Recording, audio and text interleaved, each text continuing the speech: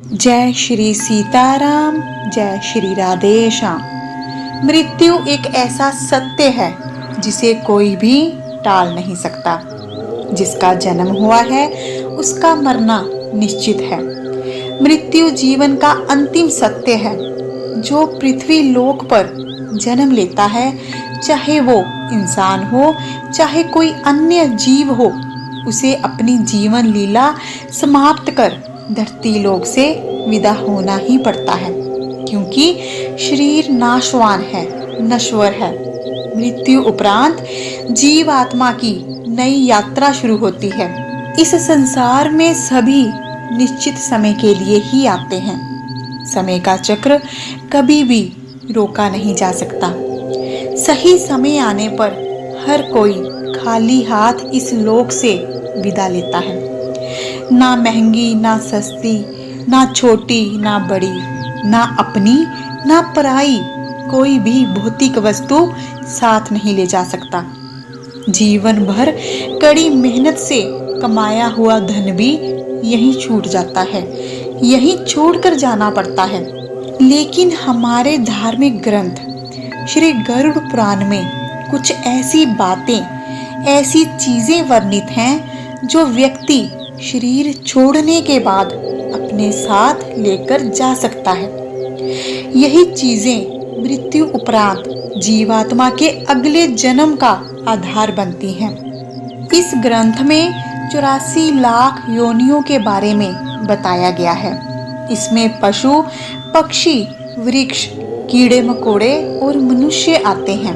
व्यक्ति द्वारा शरीर त्याग देने के बाद उसका अगला जन्म किस योनि में होगा, इस बात का फैसला इन्हीं 3 चीजों पर आधारित है जो आत्मा अपने साथ लेकर जाती है। तो आइए जानते हैं ये कौन सी 3 चीजें हैं। श्री गरुड़ पुराण में सबसे पहले जो बताया गया है वो है वासना। वासना से यहाँ भाव कामना से है, इच्छा से है। अपने अंतिम समय में मनुष्य जिस बारे सोचता है, जो चाहता है, जिससे उसका लगाव होता है, उसे ही गरुड़ पुराण में वासना कहा गया है। गरुड़ पुराण के अनुसार मरते समय जो मनुष्य अपने परिवार और सगे संबंधियों के बारे में सोचता है, अपनी धन संपदा के बारे में सोचता है और दुख करता है, ऐसे व्यक्ति पर वासना ही हावी होती है। ऐसा व्यक्ति काम के वशीभूत ही होता है। ग्रंथों में इसी वासना से जुड़ी हुई एक कथा का वर्णन किया गया है। इस कथा के अनुसार एक राजा था। उसका एक हिरण के बच्चे के साथ विशेष लगाव हो गया। वो मृत्यु के समय पर भी उसी हिरण के बच्चे के बारे में सोचता है। उसकी कामना हिरण के बच्चे में होने की वजह से उसको हिरण के रूप में जन्म मिला। इसीलिए मनुष्य को अपने ऊपर कामना को कभी भी हावी नहीं होने देना चाहिए। नहीं तो जिसके बारे में सोचते हुए व्यक्ति अपने प्राण त्यागता है, उसको अगला जन्म उसी रूप में भोगना पड़ता है। उन्हीं इच्छाओं की पूर्ति के लिए अगला जन्म लेकर नए जन्म में नया शरीर धारण करना पड़ता है, जिससे व्यक्ति मरण जन्म के बंधन से मुक्ति नहीं पा सकता। इसीलिए व्यक्ति को अपने जीवन की अंतिम अवस्था में प्रभु का ध्यान करना चाहिए। संसारिक मोह माया को त्याग कर अपना ध्यान प्रभु भक्ति में केंद्रित करना चाहिए। जीवन का अंतिम पड़ाव वृद्धावस्था का है। सो छोड़ छाड़ कर सारे काम, भजले मन प्रभु का नाम।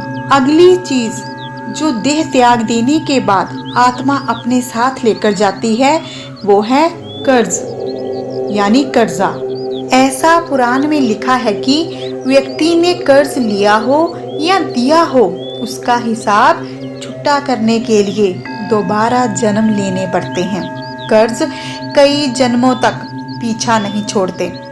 इसलिए यदि व्यक्ति के ऊपर कोई कर्ज है, चाहे वो धन का हो, अन्न का हो या किसी भी और प्रकार का हो, उसे समय रहते अपने जीवन काल में ही चुका देना चाहिए। अन्यथा ये कर्ज हमारे साथ जाएगा और परलोक में इसका हिसाब चुकता करने के लिए कर्ज लेने वाले व्यक्ति का मांस काटकर कर्ज देने वाले व्यक्ति को दिया जाएगा। इसीलिए इस घोर पीड़ा से बचने के लिए व्यक्ति को अपने जीवन काल में ही यथासंभव अपने कर्ज उतार लेने चाहिए। श्री गरुड़ पुराण में अगली चीज जो बताई गई है, जो आत्मा अपने साथ लेकर जाती है, वो है कर्म। व्यक्ति के कर्म, व्यक्ति के कर्म चाहे अच्छे हों या बुरे हों, साथ बने रहते हैं। मृत्यु के बाद व्यक्ति की आत्मा व्यक्ति द्वारा किए गए सभी अच्छे बुरे कर्मों की यादों को समेटकर अपने साथ परलोक ले जाती है। इन्हीं कर्मों का व्यक्ति को अच्छा या बुरा फल भोगना पड़ता है। जैसे कर्म हो उनके हिसाब से उसे फल मिलता है।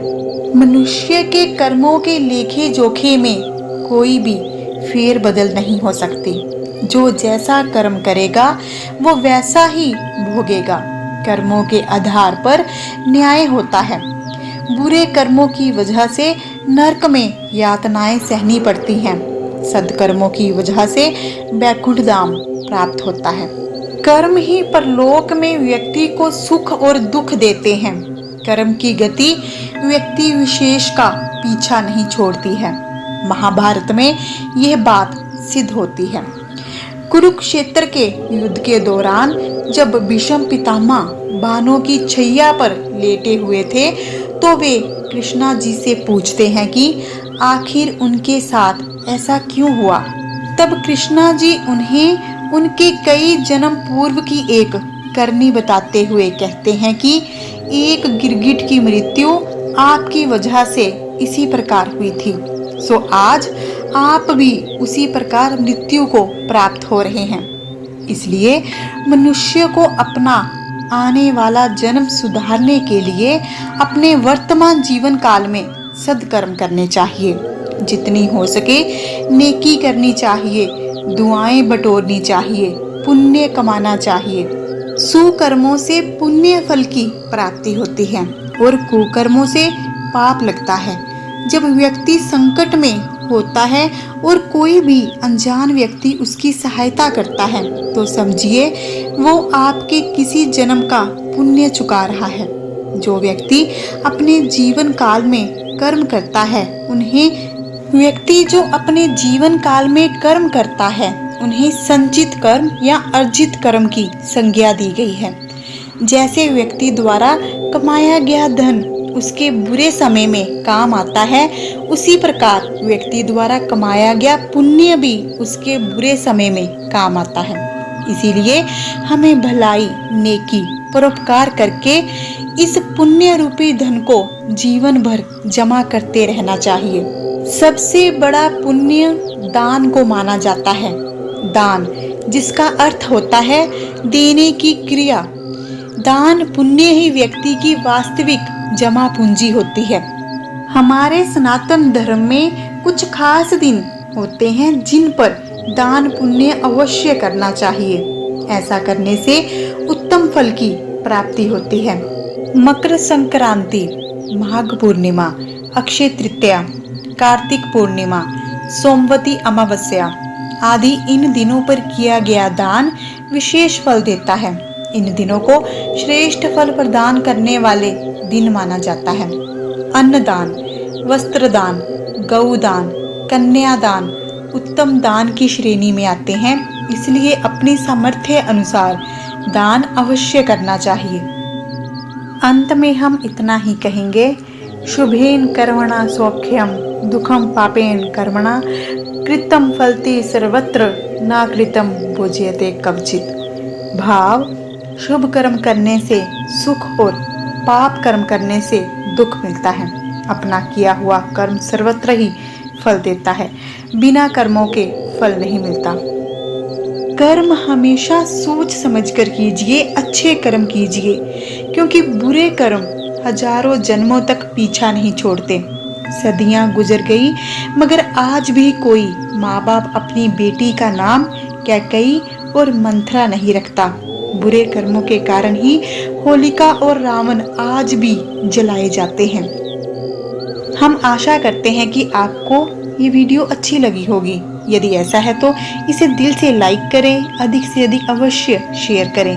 चैनल पर नए हैं तो हमारे चैनल परम दिव्य शक्ति को सब्सक्राइब कर लीजिए और बन जाइए हमारे इस परम दिव्य सफर में हम सफर। बेल आइकॉन को अवश्य प्रेस कीजिएगा ताकि आपको हमारी आने वाली वीडियोस की नोटिफिकेशन मिल सके।